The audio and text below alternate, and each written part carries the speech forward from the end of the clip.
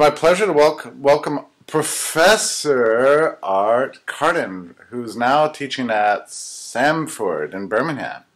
Hey, thanks for having me. I'm so glad you're here, and you know, it was a real kick because I only read your introduction to Ballve's Essentials of Economics today, and I was thrilled that you think as much of this book as I do. Yeah, it's a fantastic book. It's a fantastic book. To my shame, I was not terribly familiar with it before you introduced me to the book, but it's really fantastic. Like I say in the introduction or in the foreword, if you put a gun to my head and said, "What's the best 99-page economics book I could hand to someone who knows nothing about economics?" I would absolutely say this one. It is wonderful. It's beautifully concise. But at the same time, it doesn't oversimplify. I mean, it's a masterpiece of clear economic communication. And it covers so much ground, right? I mean, we start with what is economics. Mm-hmm. Yeah, it goes from the basics through the not so basics through even some stuff that would be more advanced material on why we have business cycles and things of that nature. I mean, it's really amazing. To look at some of the things he's saying and realize he wrote this as long ago as he did. My impression from reading it is he's self-conscious about owing a debt to Mises, and I really think this is sort of the closest economics for every man, or excuse me, not economics for every man, but sort of human action for every man book that I've seen. You know, it's funny you said that because I jumped in front of you in the book and wrote an editorial introduction. Sorry about that. Yeah, you can do that. That's your prerogative, right? Yeah, right. I know it's like, yeah, using my power as executive editor to get the first word or whatever. But anyway, I almost wrote that but then I thought, well, that sounds like a cliche. Almost that, well, this is like a reduction of human action. So right. I'm glad that you said that because I was a little too shy to say that. Yeah, well, it's interesting because for people who know a tiny little bit about the intellectual history of the movement, that's what Murray Rothbard was commissioned to do, and then he wrote Man, Economy, and State. Right. I mean, it's funny that Rothbard was that they commissioned Rothbard to do this, but it turns out that it had kind of been done already. I mean, when was this published again? So the very first edition in Spanish came out in Mexico. Yeah, it came out in like 1953, if I'm remembering correctly, or maybe it's 56. But the Volcker Fund. So then it was translated to French, and then the Volcker Fund, for whatever reason, maybe it was on the recommendation of Mises. You know, I don't know. Yeah. Or maybe it's Leonard Reed or something, I don't know. But they came out with the English edition in 1962, and of course, you know, right. And I'm not sure if you knew about this art, but Leonard Reed spotted this book and said, "Oh, this is what we've been waiting for," and did a big campaign to kind of distribute it. And they distributed tens of thousands of copies, like in the 60s, and then it kind of like vanished again. So. And this is like the only thing that Ballve really did, I think, that English-speaking audiences really know about, you know. But, you know, there were some sections in here, you know, reading it today, it's not like just a reduction, it's because don't you think it has some clarity of exposition? It really does. It really does. You know, there's some people, and again, like I say in the foreword, there's some people who are going to look and say, well, you know, we moved past some of these critiques of econometrics, perhaps. But again, you realize this is written in the 50s and published in English in the 1960s. It's the fact that it's just the way that so much of this is said. It's the brevity, the quality, just the clarity with which all of this comes through is just really incredible. I was shocked, you know, when I read this, and again, one of the things I was thinking about is when I teach introductory classes, I kind of struggle because I want to assign some supplementary readings or some things that are not quite what's in the textbook, but also I can't throw, you know, the scholars edition of Man, Economy, and State with Power and Market. Right. And the introductory students and say, okay, look here, read these almost 2,000 pages or so of economics over the course of the next couple of weeks. Something like this, I can definitely use. I can definitely use in a classroom.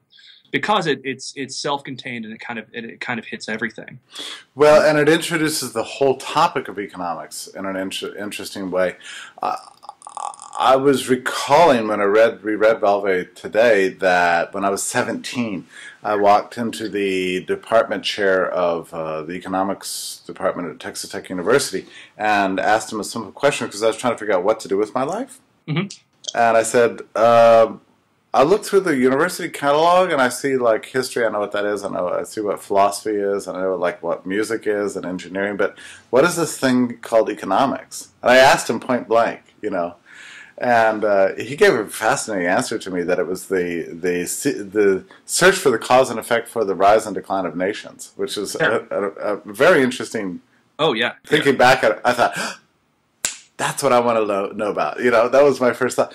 But what he didn't do was hand me a very good book, because then the book he handed me was like a book on Keynesian hydraulics, which was like dreadfully boring. And I thought, well, okay, but this. I think a book like this, might have done the trick, right? Because it's fairly broad, right? I mean, you wouldn't say, "Oh, this is narrowly, Austrian" or something like that, right?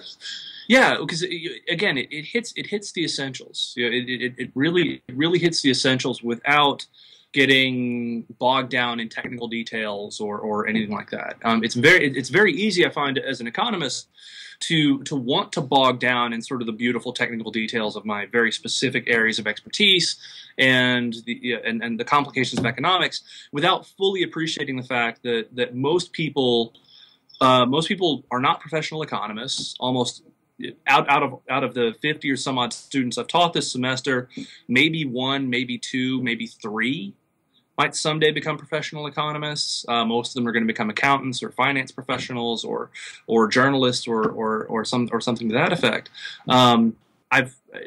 This is going to sound somewhat cliched, but I've kind of been looking for sort of the ideal book to give to people to whom I want to say, look, maybe you're not going to be a professional economist, but here's some stuff that you need to learn. That again strikes the right balance between hitting the important stuff, but is also being brief enough that people will actually read it. And I think this is the best I've found. The other thing is that he doesn't. You think about Faustino Ballve writing in Mexico in the 1950s. He might have used a lot of examples drawn from contemporary history of Mexico or. Things like that, but he doesn't, right? So the book doesn't come across as dated, right? Yeah, and that's another thing too. Is it wasn't a policy tract, yeah. So therefore, everything in there stands the test of time. Like I said, there might be a couple of very, very small things where we'll say something like, so econometrics, for example, the critique of econometrics as it was done in the 40s, 50s, etc., was people. There were people who thought they could use mathematical models to literally plan society. So we're past that now. I think in terms of the way that we use economics and statistics. But for the most part, that was the only thing that I looked at in the book and said, well, this is something that if this book were written today, this is something an editor would want to take out. Right. Everything else is it stands the test of time. And your theory, yeah. Well, I would be proud to have written that book last week. Yeah. I'll never write a book like that. I know this for a fact. And all my writing, there's some books I read, I think, okay, I could not have written this book, and this is one of those. I don't have the discipline. I mean, it's just. So we're going to try to work out a way to get this book to your students. I'm excited about that. Cool. I'm happy you agreed to do it. I'm glad you're happy with your new job. Tell me about Sanford. It's a liberal arts college. So it's actually, I was at Rhodes College in Memphis for about 6 years, and that was very much a straightforward liberal arts college. Sanford has a strong liberal arts mission, but I am in the Brock School of Business now. So we have an MBA program. They have a divinity school. They have I think a doctoral program in education. So it's a slightly bigger place, and with this with a more comprehensive mission. But we love it here. We absolutely love it here. It's funny because I was very happy at Rhodes, and last summer 2011, we were in Birmingham visiting family, and we said, well, maybe we should think about moving to Birmingham because my dad lives here, my sister lives here, my in-laws live here, the whole family's here. So we were just kind of making idle chatter, and we said, well, for that to happen, basically Sanford would have to be hiring in economics because I really buy into Sanford's mission as a Christian institution, and the people I've talked to here are wonderful and fantastic. But what are the odds that Sanford is going to be hiring in economics this year? And then lo and behold, in October, I got an email saying, hey, Sanford has a job opening in economics, and it was a very, very difficult decision to make, to leave Rhodes.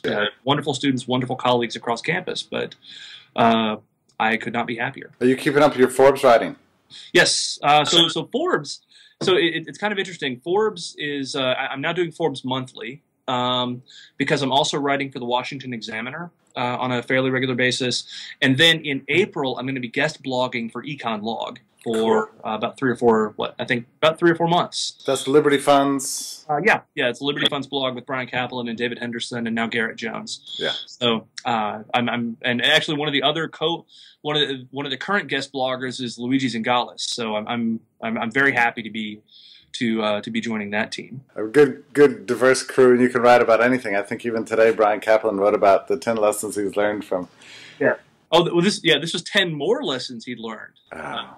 So yeah, it's fantastic. I mean that guy. That was a wonderful article. Like every parent should read it. Anyway, we're getting off track. I don't want to keep you, but thank you again for writing the introduction to Ballve, and let's hope that this edition gives it some new life and brings it to a new generation. I hope it will. In fact, I have no doubt that it will. Professor Carden, it's a pleasure. We'll talk soon.